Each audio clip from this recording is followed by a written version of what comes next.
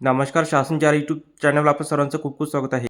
तर आताच्या घडीची सर्वात मोठी ब्रेकिंग न्यूज म्हणजे सेवानिवृत्त कर्मचाऱ्यांसाठी आताची मोठी खुशखबर.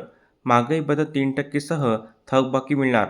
त्या संदर्भात एपिसोडच्या माध्यमातून संपूर्ण अपडेट सविस्तरपणे पाहूया. राज्यातील पेन्शनधारकांना महागाई भत्ता वाढबाबत वित्त विभागामार्फत दिनांक 26/2/26 रोजी 3 महत्त्वपूर्ण शासन निर्णय निर्गमित करण्यात आलेला आहे. 5व्या वेतन आयोगानुसार वेतन घेण्यासाठी महागाई भत्ता वाढ.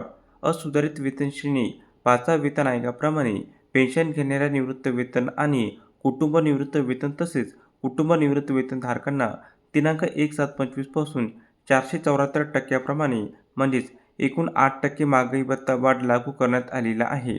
6व्या वेतन आयोगानुसार वेतन घेणाऱ्यांसाठी महागाई भत्ता वाढ.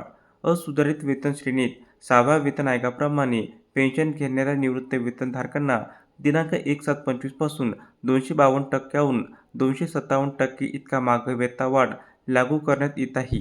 7वा वेतन आयोग 7व्या वेतन आयोगाप्रमाणे पेन्शन घेणाऱ्या पेन्शनधारकांना दिनांक 1/7/25 पासून 55%हून 58% इतका महागाई भत्ता वाढ लागू करण्यात आला आहे.